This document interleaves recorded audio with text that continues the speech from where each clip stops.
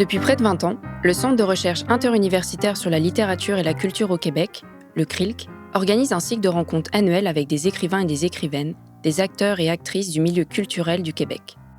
Ces entretiens, qui prennent la forme de balados depuis 2017, sont animés par des chercheurs et des chercheuses qui mettent en dialogue les œuvres, les pratiques et les savoirs.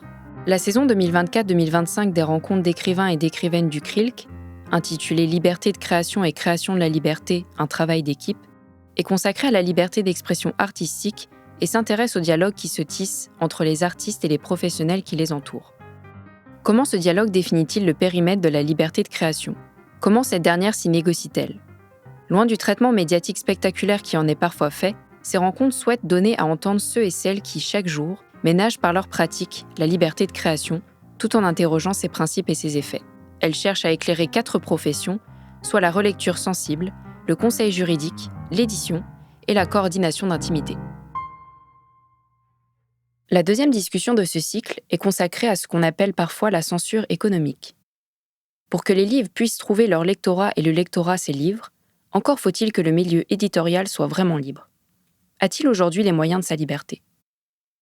Nous avons invité pour cette occasion Karine Vachon, directrice générale de l'Association nationale des éditeurs de livres, l'ANEL. Titulaire d'une maîtrise en études françaises, avec cheminement en histoire du livre et de l'édition, Karine Vachon œuvre au sein de l'ANEL depuis 2009 et y a occupé le poste de directrice à l'international pendant plus de 10 ans. Elle dirige également le comité Québec Édition de l'ANEL, qui soutient les activités d'exportation des éditeurs. Cette rencontre est animée par Julien Lefort-Favreau, professeur agrégé d'études françaises à l'Université Queen's et auteur des livres « Le luxe de l'indépendance »,« Réflexions sur le monde du livre » et Pierre-Guy Otta Politique, « Mesurer la vie à l'aune de l'histoire ». Ses recherches portent essentiellement sur l'édition au Canada.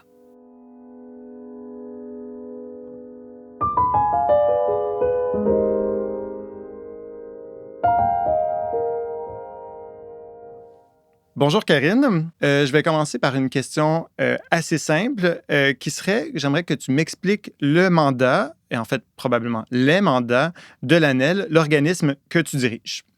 Bonjour, je suis toujours heureuse de parler de l'ANEL. L'ANEL a le mandat de représenter et de soutenir ses membres pour favoriser la santé de l'édition québécoise et franco-canadienne et le développement et le rayonnement des livres et des créateurs à l'international et sur la scène nationale.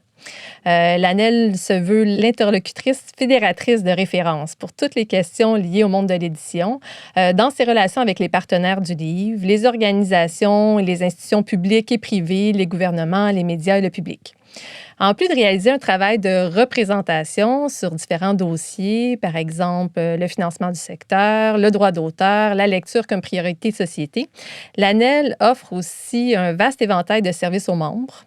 Elle œuvre aussi à favoriser, à valoriser le métier d'éditeur et elle s'est aussi donné pour mandat depuis peu de négocier une entente collective avec l'UNEC en vertu de la loi sur le statut d'artiste.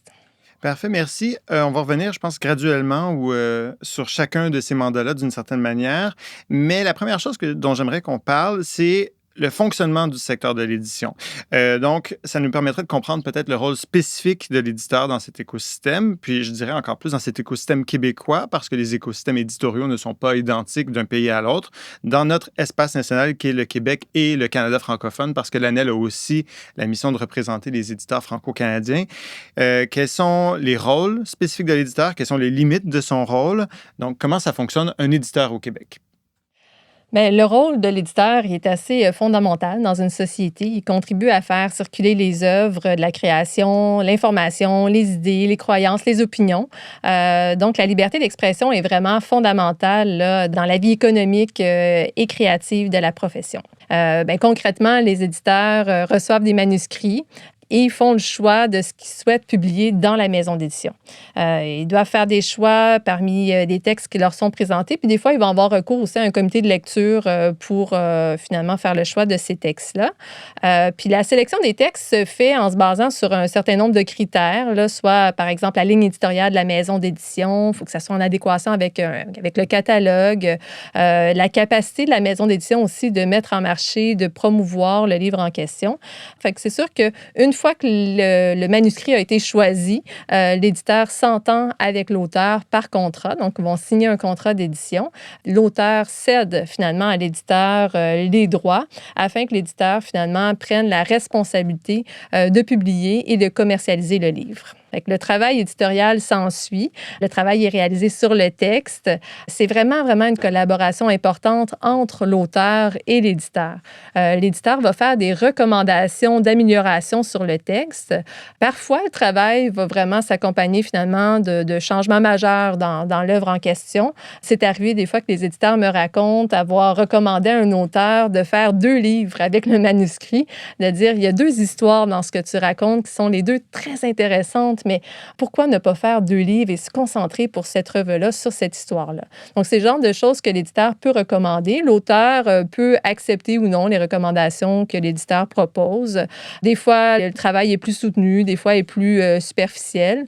Puis, une fois le travail éditorial terminé, que l'œuvre est rendue finalement prête à aller vivre sa vie sous forme de livre, bien, le texte va être révisé, corrigé, mis en page, parfois accompagné d'une illustration aussi sur la couverture. L'éditeur a un travail humain très important avec l'auteur, mais aussi avec plusieurs partenaires du livre, que ce soit le diffuseur, le distributeur. Il développe des stratégies de promotion aussi, des fois des stratégies de relations médias, par exemple, avec des relations externes.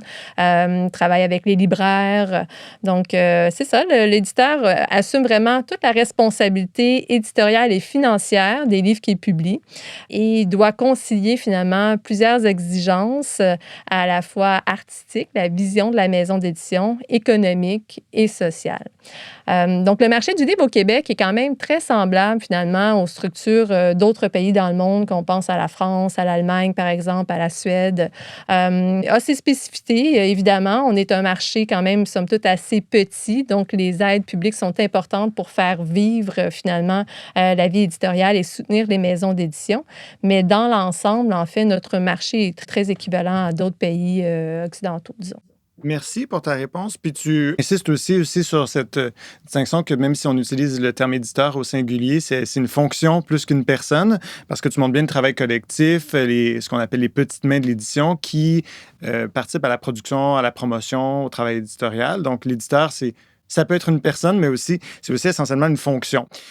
Mais moi, j'aimerais savoir aussi quelles sont les actions spécifiques de l'ANEL, donc qui sont inscrites dans les mandats que tu as décrits en introduction. Quelles sont les actions spécifiques de l'ANEL qui encadrent la liberté de création, cette liberté artistique que tu as évoquée? Bien, l'ANEL, dans son règlement général, mentionne clairement là, qu'elle défend la liberté d'expression. En préparant l'entretien, j'ai réalisé qu'on ne mentionnait pas précisément, finalement, la liberté de création. Reste que les maisons d'édition, en publiant des œuvres puis en mettant en marché, finalement, des livres, elles contribuent, finalement, à l'échange d'idées, d'opinions. Elles enrichissent la vie démocratique. Puis la liberté de création, finalement, est souvent décrite comme la liberté de rechercher, de recevoir, de répondre à des informations, des idées sous forme artistique. Donc, ça inclut finalement la forme littéraire. Dans le code d'éthique de l'ANEL, on a aussi un code d'éthique qui est très important là, quand les membres adhèrent à l'ANEL, vont signer le code d'éthique et s'engagent à respecter tout ce qu'on y présente. On mentionne que l'éditeur professionnel reconnaît la contribution essentielle de l'auteur à l'entreprise de l'édition. Il s'établit entre l'auteur et l'éditeur une relation humaine, privilégiée, marquée par la confiance et le respect mutuel dans la poursuite d'objectifs communs d'ordre culturel, social et économique. Donc là, j'ai vraiment cité ce qu'on retrouve dans notre code d'éthique. Puis tout ça, donc, c'est la base du travail de représentation et d'accompagnement que l'ANEL va faire. L'ANEL, par exemple, elle va faire entendre sa voix par des lettres ouvertes signées par le président ou la présidente de l'association. Actuellement, on a une présidente qui est Geneviève Pigeon de l'instant même. On va publier des communiqués, on va faire des interventions dans les médias. On est souvent sollicité dans les médias là, sur différents dossiers d'actualité. On va prendre action aussi des publications sur les réseaux sociaux. Lorsqu'il y a des cas de censure, par exemple, ou d'atteinte à la liberté d'expression, on considère qu'on est un intervenant important là, pour se faire entendre sur ces questions-là.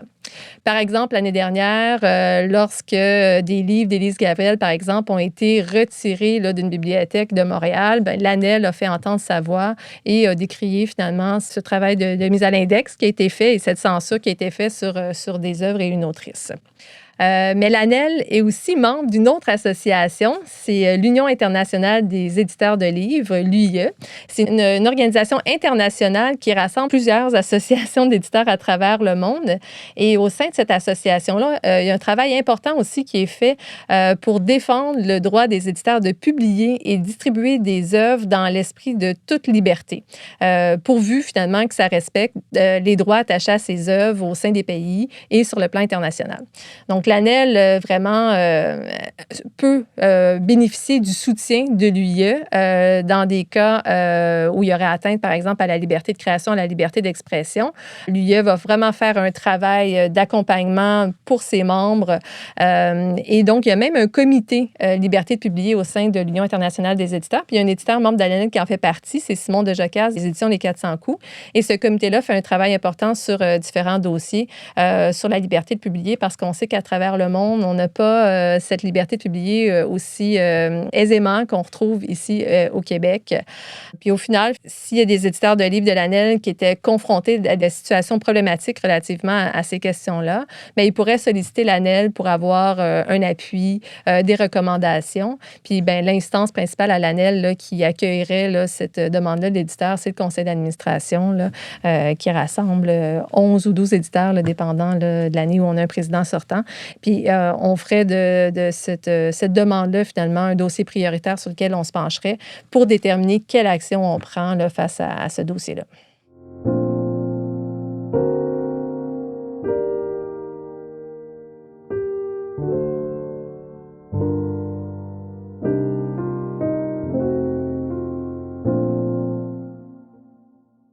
Tu as évoqué des cas de censure qu'on pourrait qualifier de plus évidents. Le cas de l'affaire Élise Gravel, c'est, disons, ce que tu as qualifié de mise à l'index ou de censure. Mais il existe d'autres formes de censure qui sont plus insidieuses, puis qui sont plus difficiles à identifier, qui est ce qu'on pourrait appeler la censure économique, qui est un concept qui est assez difficile à stabiliser en tant que tel, mais qui correspond à ce que tu as décrit dès l'introduction sur cette espèce de négociation, c'est peut-être mieux de le parler en termes de négociation qu'en termes de censure en tant que tel, entre les exigences artistiques puis les exigences du marché, qui sont parfois contradictoires. Pas forcément. J'aimerais qu'on prenne un petit peu de temps pour déplier cette question-là parce que je pense pas qu'elle se pose de la même manière dans tous les pays, justement. Donc, j'aimerais qu'on s'intéresse un peu au cas québécois. Puis, ma question plus large, c'est peut-être une perspective fataliste nous dirait que la censure du marché ou cette censure économique s'accroît, mais c'est une question ouverte. Bien, absolument. C'est sûr que l'ANEL, c'est une association qui rassemble là, 115 maisons d'édition, comme tu disais, de toute taille, des plus petites, des plus grandes. Certaines sont des maisons d'édition littéraires qui vont publier, par exemple, exclusivement de la poésie. D'autres vont être très généralistes. D'autres vont être des éditeurs scolaires. Donc, les moyens des maisons d'édition sont vraiment pas tous les mêmes. Mais c'est sûr que si, pour répondre à cette question-là, il faudrait peut-être prendre un pas de recul puis regarder un peu l'état du marché du livre au Québec. Là. Selon les données qu'on reçoit là, de l'Observatoire de la culture et des communications et de la Banque de titres en langue française, on observe que le marché du livre au Québec est plutôt stable. Donc, les dernières années, les ventes ont été plutôt équivalentes en termes de dollars donnés en dollars canadiens.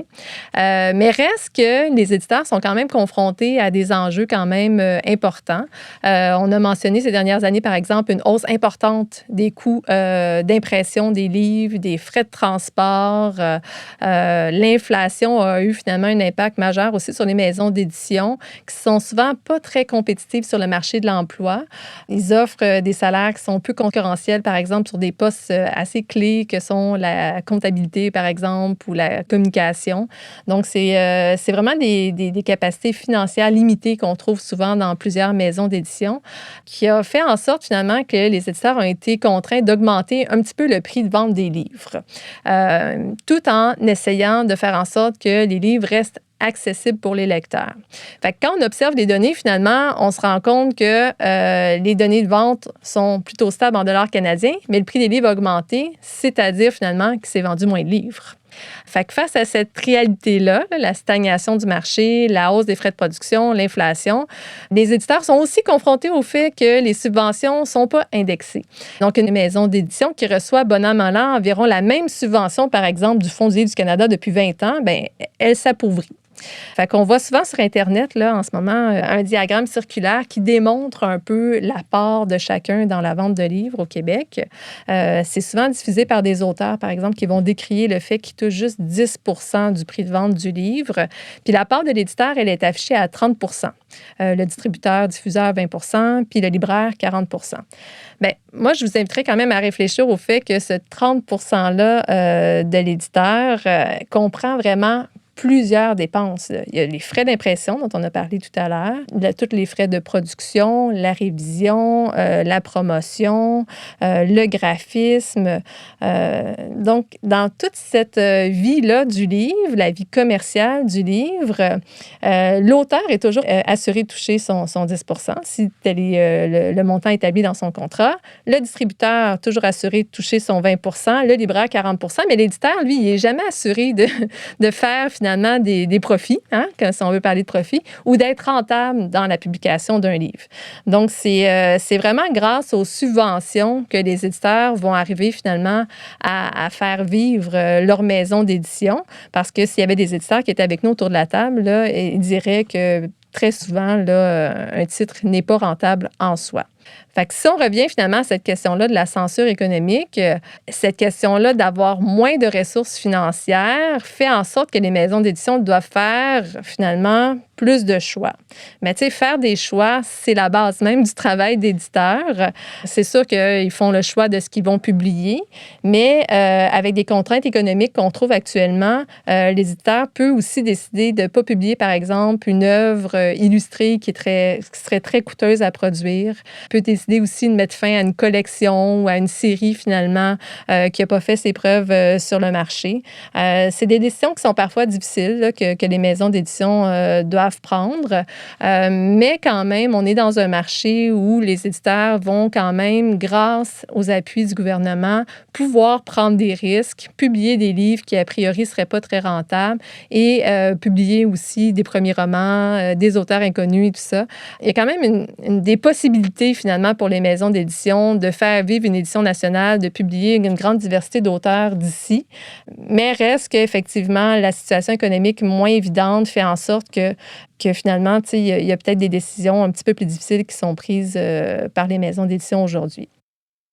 Est-ce que tu seras en mesure peut-être de comparer, parce que tu connais quand même aussi relativement bien le marché international, c'est-à-dire que ton mandat, c'est de représenter les éditeurs québécois, mais le mandat, par exemple, de Québec Édition, c'est de représenter les éditeurs québécois à l'international. Donc, tu peux parfois voir comment d'autres marchés se comportent, que ce soit des marchés européens, que ce soit des marchés anglophones. Est-ce que tu as l'impression que la prise de risque au Québec, en raison de ce que tu viens de dépeindre comme un système de subvention qui permet encore relativement une prise de risque, est-ce que tu as l'impression que la prise de risque, elle est plus grande au Québec en vertu de ce système de subvention-là? Mais c'est difficile de définir précisément les marchés, mais des fois, on peut se baser sur des histoires qu'on entend. Là, dans certaines grandes maisons d'édition internationales, par exemple, des fois, il y a des éditeurs québécois qui vont céder des droits pour qu'un livre soit, par exemple, traduit dans une maison d'édition à l'international et publié par cette maison d'édition-là en langue étrangère. Puis c'est arrivé, l'éditeur me raconte qu'une maison d'édition avait choisi de publier un livre, que le comité, finalement, éditorial avait vraiment aimé l'œuvre, avait choisi d'aller de l'avant. Et l'étape suivante, c'est finalement le comité marketing qui se penche puis qui dit « Ah, nous, on n'y croit pas vraiment. C'est un sujet peut-être un peu sensible. C'est un auteur étranger, on ne le connaît pas trop. Finalement, on ne recommande pas d'aller de l'avant avec cette œuvre-là. » Puis finalement, voilà, la cession de droit ne se fait pas, l'œuvre n'est pas publiée en langue étrangère. Fait que c'est sûr que dans des grandes maisons d'édition où il y a différents paliers de décision, finalement, le palier économique va finalement jouer dans la balance puis faire en sorte effectivement qu'il y a des maisons d'édition qui vont décider de ne pas publier l'œuvre pour des raisons financières parce qu'ils n'y croient pas sur le marché. Fait que c'est des situations effectivement qu'on se fait raconter comme ça à l'international. Mais reste que Je me permettrais de comparer un peu le domaine du livre avec d'autres domaines, comme le domaine du cinéma. Récemment, j'assistais à une conférence là, que Patrick Sénécal donnait auprès d'un public de jeunes lecteurs de 10-12 ans. Parce que oui, Patrick Sénécal publie aussi des œuvres pour la jeunesse. Il a publié deux courts romans. Puis il expliquait, lui, en parlant de son expérience d'adaptation filmique de certains de ses livres, qu'il aimait beaucoup mieux écrire des romans que des scénarios de films parce qu'il y avait beaucoup plus de liberté, finalement, de création avec la littérature. Parce que jamais un éditeur va lui dire, dans le fond, que la mise en scène sous la pluie, ça ne sera pas vraiment possible parce que économiquement, c'est trop coûteux de la pluie dans un film, ou que les effets spéciaux, ça va être impossible de les réaliser dans ton roman parce que finalement, on n'a pas le budget pour le faire. T'sais. Alors qu'au cinéma, il y a vraiment plusieurs impératifs économiques qui freinent quand même la création des scénaristes, des réalisateurs et tout ça. Tandis que dans le domaine du livre, les auteurs ont quand même cette plus grande liberté-là, qui fait en sorte que les éditeurs ont quand même la possibilité de les accompagner finalement dans cette possibilité-là de voir leur œuvre vivre sur le marché sans trop de contraintes. Mais c'est sûr que, tu sais, on pourrait se demander effectivement, est-ce que dans la situation actuelle, les éditeurs aujourd'hui sont plus frileux d'aborder certains sujets, de publier certains essais, certaines enquêtes, par exemple, sur certains sujets en raison de poursuites qui ont lieu dans d'autres maisons d'édition. La question se pose. Là, je n'ai pas vraiment la réponse à cette question-là parce qu'on voit quand même beaucoup d'audace là, dans l'édition au Québec. Là. Il y a des essais très pointus qui sont publiés sur des sujets importants qui vont choquer. Il y a des livres jeunesse qui vont traiter aussi de sujets assez sensibles. Puis les éditeurs vont de l'avant avec ces sujets-là. Donc, j'ai l'impression quand même que notre marché permet la prise de risque peut-être plus que d'autres, effectivement, puis que les éditeurs se le permettent aussi en collaboration, finalement, avec les auteurs, puis les textes qu'ils reçoivent aussi, la qualité des textes aussi.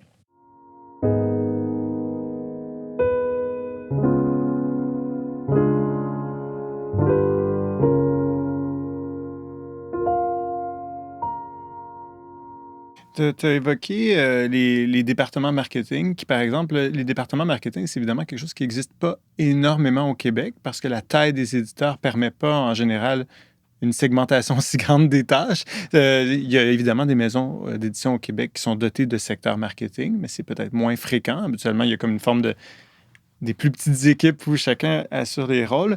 Mais ça mène juste à te poser peut-être une petite question sur comment tu perçois la manière dont on construit peut-être des lectorats par l'édition. C'est-à-dire que quand on a un département marketing, c'est-à-dire qu'on prend les départements marketing se basent sur des comportements existants de lecture pour prévoir les lecteurs de demain. C'est-à-dire, on dit, on regarde les grandes tendances de l'année précédente, puis on va publier dans certains secteurs, puis on va mettre en marché des livres d'une certaine manière pour définir le lectorat. Est-ce que tu as l'impression que dans cette espèce de définition préalable des lectorats, il peut y avoir des formes de censure qui s'opèrent? Quand je dis censure, c'est évidemment pas au sens de censure étatique, ou c'est plutôt cette censure économique insidieuse dont on parle.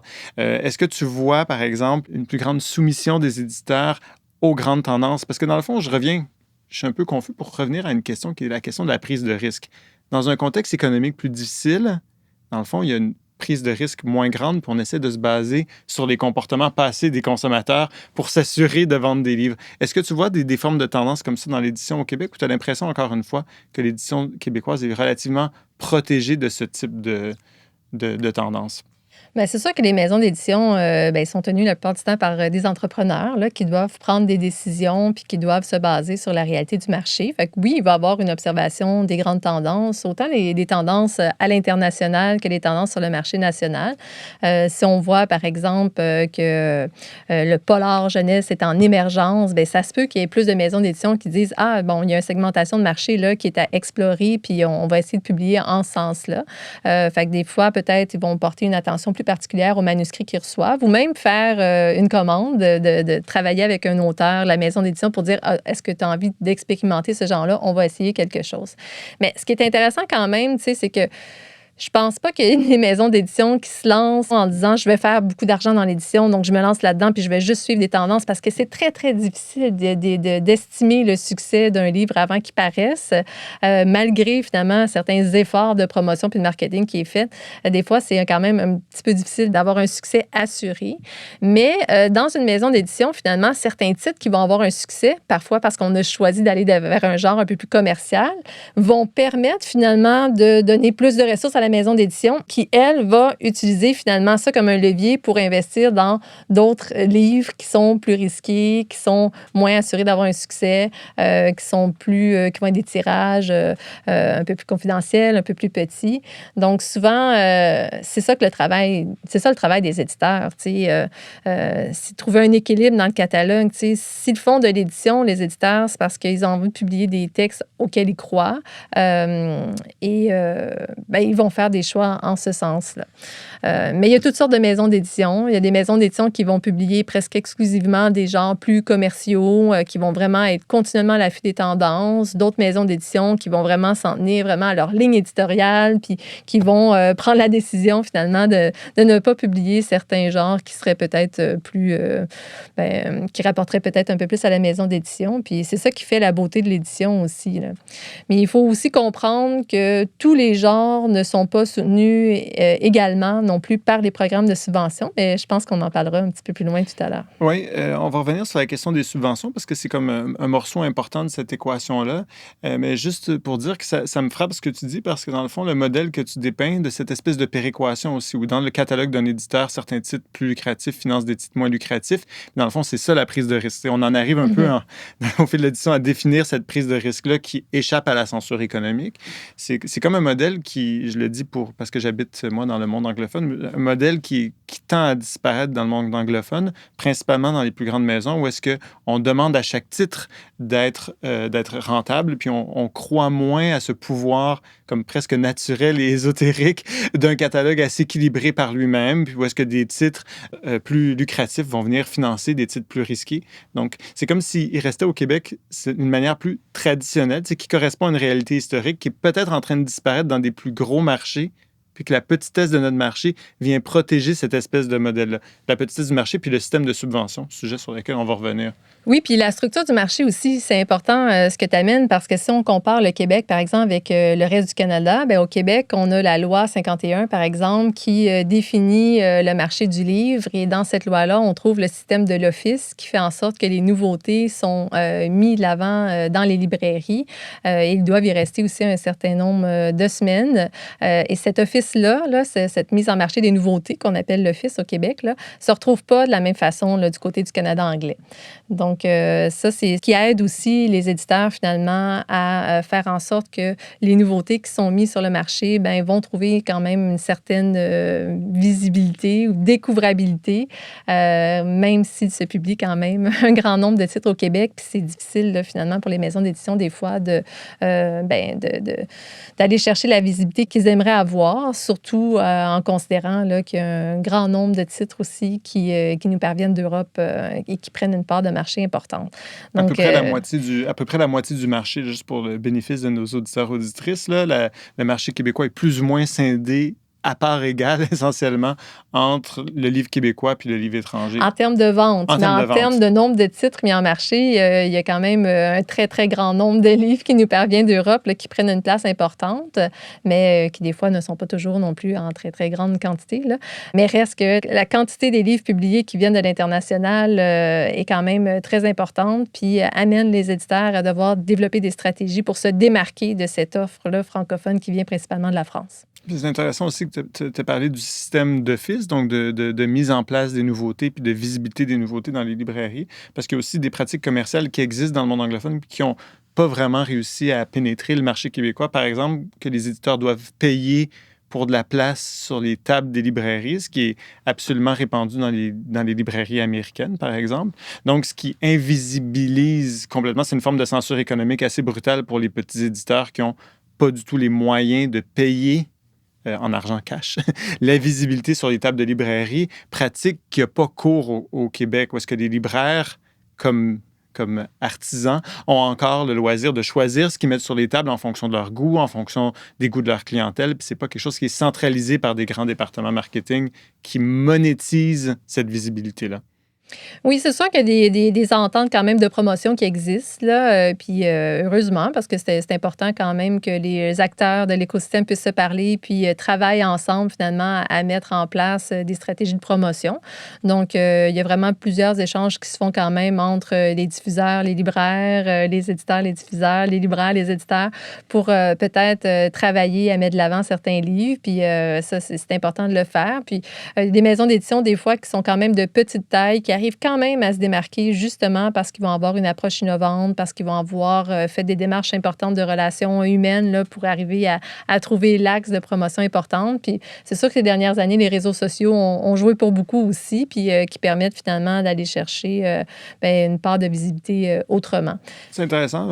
Après ça, peut-être j'aimerais juste te demander une dernière précision, mais c'est intéressant que tu poses les réseaux sociaux dans ces termes-là, parce qu'évidemment, la crainte des réseaux sociaux, c'est toujours que la logique des algorithmes rendre visibles les choses qui ont déjà de la visibilité, puis invisibles les objets culturels, qui soient francophones ou pas francophones, mais qui sont moins commerciaux. Alors que ce qui est vrai, c'est que pour le marché québécois, on a plutôt observé une tendance presque inverse, parce que les réseaux sociaux ont permis, en quelque sorte, une visibilité pour beaucoup de plus petits éditeurs, de beaucoup d'auteurs qui étaient moins célèbres. Donc, c'est intéressant que tu poses la question dans ces termes-là, parce que c'est vrai qu'au Québec, les réseaux sociaux, pour le marché du livre, n'ont pas eu un effet, on va dire, de censure économique. Il me semble que ça a eu plutôt l'inverse. C'est vrai que le 12 août, comme une journée où on vend le livre québécois dans les librairies, on remarque une très grande variété de livres qui sont vendus. Donc, on ne peut pas dire que le 12 août, par exemple, comme événement marketing, a un effet de censure économique qui vient favoriser juste des gros titres. C'est pas ça la réalité des ventes. Donc, c'est intéressant que tu poses la question dans ces termes-là. Mais une dernière précision peut-être sur la question de la censure économique, puis de comment le terme de censure peut circuler ici. Il me semble que des fois, il peut y avoir dans certaines situations une forme de confusion entre le mot censure, puis ce qui relève du travail éditorial, tu l'as bien défini, qui est une série de choix opérés. Là. Le travail éditorial, c'est essentiellement d'opérer des choix. Donc, peut-être que j'aimerais ça que tu me parles un peu de cette notion de travail éditorial, de choix parfois qui sont des choix qui viennent trancher, qui viennent exclure, mais qui ne sont pas pour autant une forme de censure. Peut-être qu'on pourrait juste finir en définissant ça un peu. Bien, absolument, mais en fait, je pense que les éditeurs voient leur travail comme se mettre à la disposition d'un auteur pour aider à rendre l'œuvre mûre puis prête à être publiée. Donc, il y a certaines œuvres qui demandent, certains manuscrits qui demandent un peu plus de travail, où on va vraiment accompagner davantage l'auteur. Puis d'autres, finalement, comme je mentionnais plus tôt, demandent un travail peut-être un peu plus superficiel. Et il y a différents types d'éditeurs aussi. Donc, il y a des éditeurs qui vont vraiment vouloir accompagner beaucoup l'auteur dans son travail de création.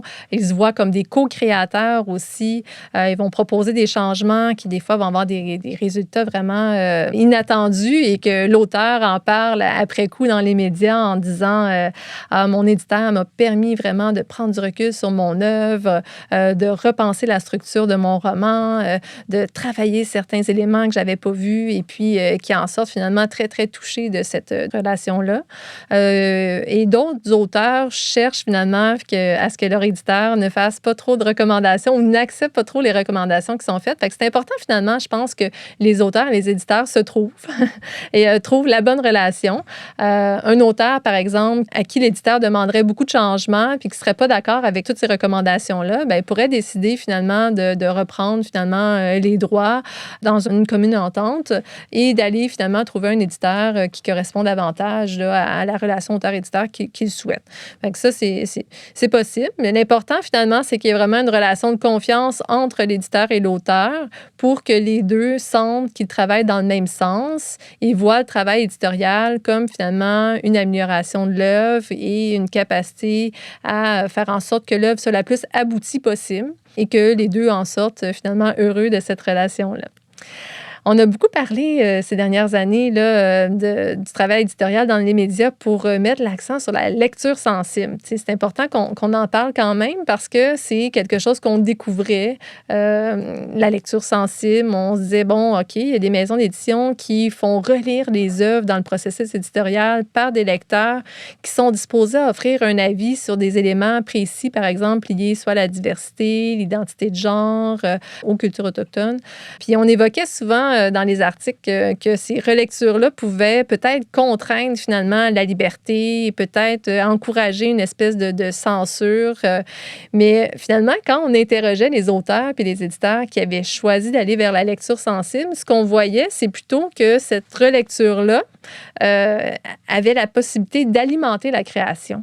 Fait que finalement, il y a plein de possibilité de voir le travail éditorial, puis de voir la création aussi. Puis c'est important, finalement, qu'on ne pense pas toujours les choses en matière économique et en matière de vision restreinte, mais en matière d'amélioration et de travail de création collectif, finalement, en vue de la publication d'un livre.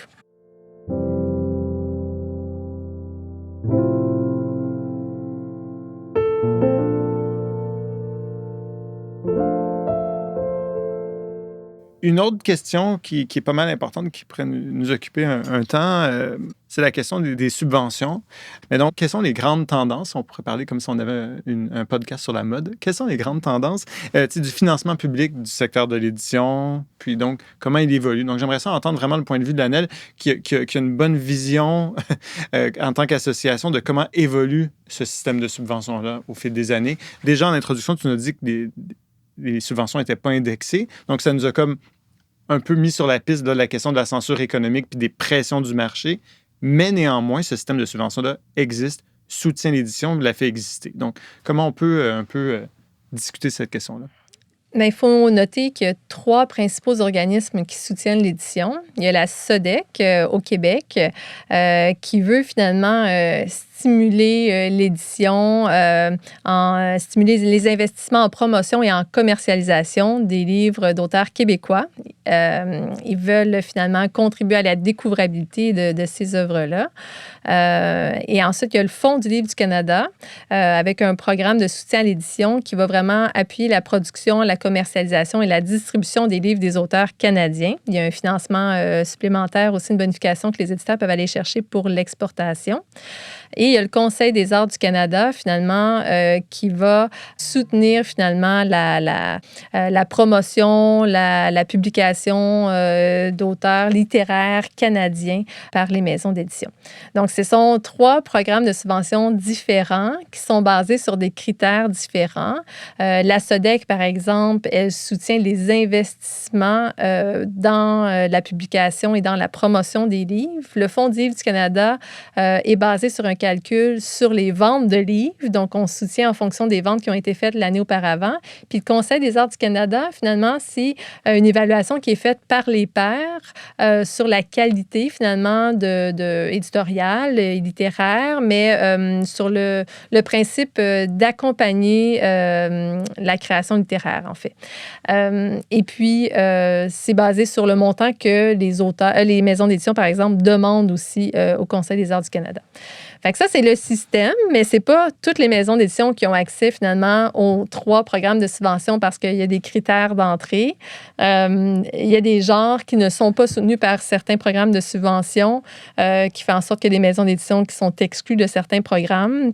Il y a certains programmes, par exemple, où la barrière à l'entrée est importante, là, puis que les maisons d'édition de la relève ont parfois de la difficulté à atteindre certains programmes. Il n'y a aucun modèle qui est parfait.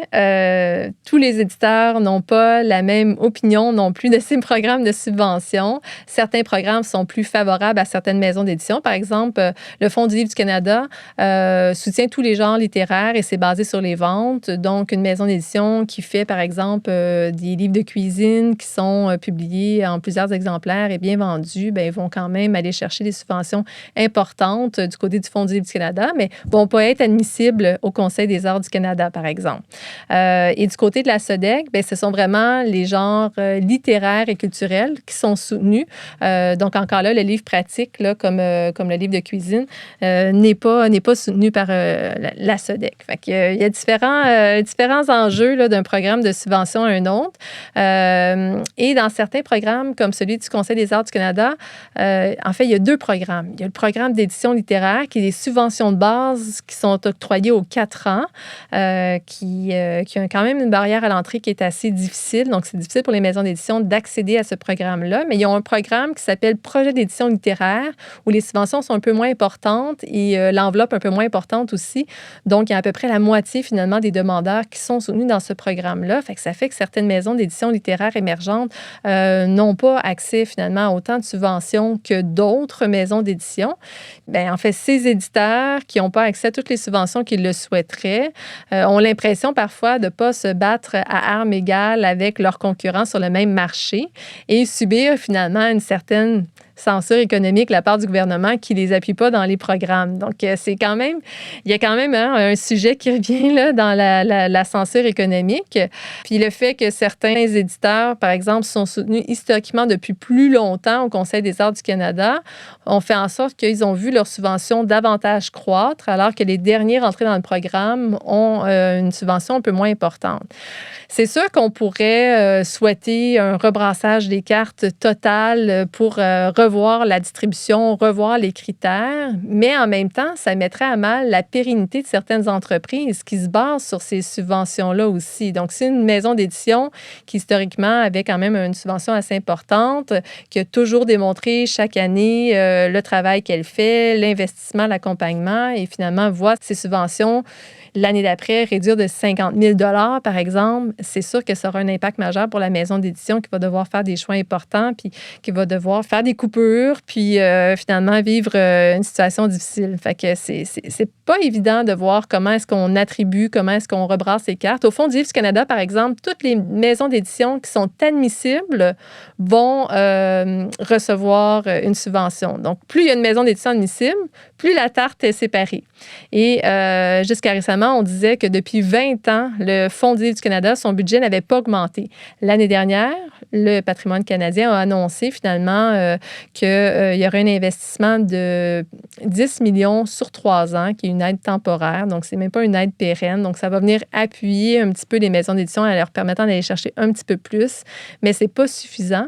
Puis, les craintes que l'ANEL a, c'est que tout changement de gouvernement au fédéral qui serait moins en faveur de la culture puisse finalement venir prendre des décisions de coupes importantes en culture et dans le domaine de l'édition. Puis ça mettra vraiment à mal les maisons d'édition. Donc, c'est ça le travail qu'on fait, mais on s'inscrit aussi dans un échange continu finalement avec les organismes subventionnaires pour échanger finalement sur les critères d'attribution, sur la rétroaction aussi qui est faite auprès des éditeurs pour les aider dans ces questions-là. Et ce qu'on a vu au cours des dernières années aussi, c'est des exigences un petit peu plus grandes en matière de reddition de comptes aussi. Ce qui fait en sorte que c'est un travail plus important que les éditeurs doivent faire là, quand ils font des rapports, quand ils rendent des comptes de leurs subventions. C'est correct, mais en même temps, ça demande quand même un travail important de faire des demandes de subventions et d'aller déposer des rapports par la suite. Ce qui ajoute une pression finalement en matière de ressources humaines.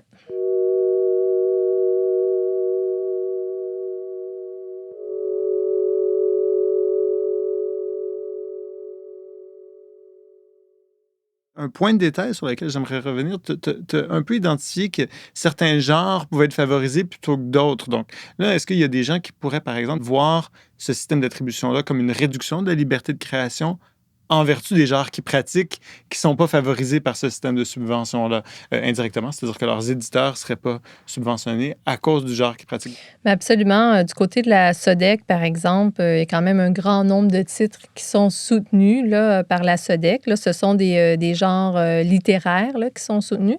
Mais en même temps, la SODEC, c'est la Société de développement des entreprises culturelles du Québec. Donc là, comment est-ce qu'on définit la culture? Qu'est-ce qu'un genre littéraire et culturel? Donc, par exemple, il y a des éditeurs qui pourrait considérer qu'un guide de voyage, par exemple, présente un apport important en matière de culture et devrait être soutenu par la SODEC parce que ça permet finalement de découvrir la culture et que ça a autant d'importance qu'un documentaire, par exemple. Mais les documentaires et les livres pratiques ne sont pas soutenus par la SODEC. Donc, la SODEC, elle fait ce choix-là et c'est au détriment finalement de certains éditeurs qui pourraient considérer là, qu'ils sont brimés par la Société d'État là, en ce sens. Même chose au Conseil des arts du Canada. Il y a quelques années, il y avait eu un changement dans les critères où on mentionnait que seuls les essais littéraires, finalement, étaient soutenus par le Conseil des arts du Canada, c'est-à-dire des essais qui traitaient d'art et de littérature. Donc, tous les essais politiques, par exemple, n'étaient pas considérés comme admissibles. Mais au Conseil des arts du Canada, dans le fond, ce que les éditeurs présentent, c'est un aperçu, finalement, de ce qu'ils publient dans la maison d'édition. Ce qui fait en sorte que les éditeurs qui publient à la fois des essais et de la littérature, ont commencé à faire le choix de présenter davantage ce qu'ils font en matière de littérature pour être soutenus par le Conseil des arts du Canada, parce qu'ils craignaient finalement qu'en présentant des titres d'essais pas nécessairement littéraires, qu'on les coupe de façon importante. Fait que ce qui est dommage, parce que finalement, les essais, c'est pas nécessairement des best-sellers, puis que les éditeurs ont besoin d'être quand même bien soutenus pour publier les idées. Et donc, il y a certains éditeurs d'essais qui considèrent que le Conseil des arts du Canada là, n'accompagne pas suffisamment la publication d'œuvres des idées et que le gouvernement du Canada devrait finalement être davantage un appui finalement pour les éditeurs en ce sens-là. Fait qu'on voit finalement certaines nuances puis certaines visions différentes des éditeurs et des subventionnaires par rapport à la culture, par rapport à la littérature et ça a des impacts économiques finalement. T'sais, aujourd'hui, un éditeur de la relève qui publie des essais exclusivement, qui voudrait être soutenu par le Conseil des arts du Canada, il va avoir de la difficulté là, à obtenir finalement des subventions. Là. On va l'encourager à peut-être présenter des titres qui sont plus de l'ordre du récit, par exemple, ou des livres qui sont plus un peu littéraires là, dans les critères du programme. Donc, c'est pas évident finalement pour la relève dans ce domaine-là. J'aimerais qu'on finisse sur une dernière question qui pourrait être l'objet d'un podcast en lui-même, en elle-même, sur cette question.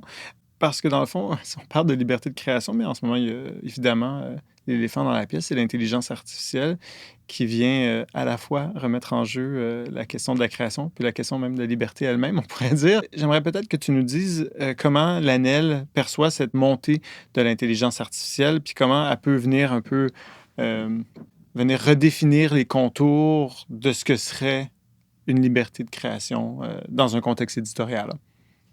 Bien, l'ANEL s'est quand même penché beaucoup là, sur l'intelligence artificielle là, au cours des dernières années. On a fait des formations pour les membres. On a quand même suivi beaucoup le développement. Nous, ce qu'on souhaite, c'est que l'intelligence artificielle se développe de manière respectueuse et équitable et sûre. On a participé là, récemment à 2 consultations fédérales, une sur l'intelligence artificielle et les droits d'auteur et une sur la nouvelle législation qui va encadrer l'intelligence artificielle. Puis pour résumer, en fait, nous, ce qu'on souhaite vraiment, l'ANEL, là, et nos membres, là, c'est qu'on continue de n'offrir le droit d'auteur qu'aux œuvres qui sont créées par les humains, comme c'est le cas actuellement. On ne veut pas d'autres exceptions dans la loi sur le droit d'auteur pour permettre finalement au système d'intelligence artificielle d'utiliser des œuvres qui sont protégées par le droit d'auteur. On demande au gouvernement qu'il y ait plus d'exigences de transparence pour les systèmes d'intelligence artificielle, de façon à permettre finalement un marché de licences qui fera en sorte que si les systèmes d'intelligence artificielle veulent utiliser des œuvres protégées par le droit d'auteur, elles doivent finalement s'entendre avec les éditeurs et les créateurs, les détenteurs des droits, pour utiliser ces œuvres-là. Donc, c'est vraiment un travail important qui est fait. On fait un travail de lobbying, une représentation fédérale sur ces questions-là. Mais c'est sûr que l'intelligence artificielle peut laisser place finalement à un grand nombre d'expérimentations. On souhaite aussi que le grand public public soit sensibilisé à l'importance, finalement, de ne pas alimenter les systèmes d'intelligence artificielle par des œuvres protégées par le droit d'auteur sans le consentement.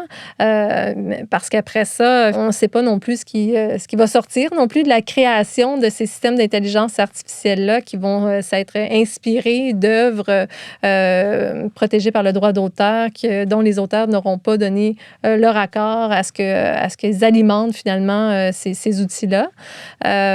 Et c'est important en matière de piratage aussi, à ce qu'il y ait des mesures qui soient mises de l'avant pour protéger ça. Donc, nous, on croit finalement que la réglementation est importante, que le gouvernement du Canada doit continuer de jouer un rôle important pour protéger le droit d'auteur, protéger la création. Et c'est là-dessus qu'on va continuer de travailler dans les prochaines années. OK. Mais je te remercie beaucoup, Karine Vachon, pour cet entretien. Bien, merci. Bonne journée. Merci.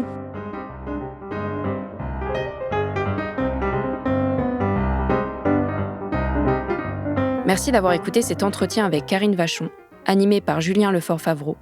Un entretien réalisé en collaboration avec la chaire de recherche France-Québec sur les enjeux contemporains de la liberté d'expression et la puce à l'oreille.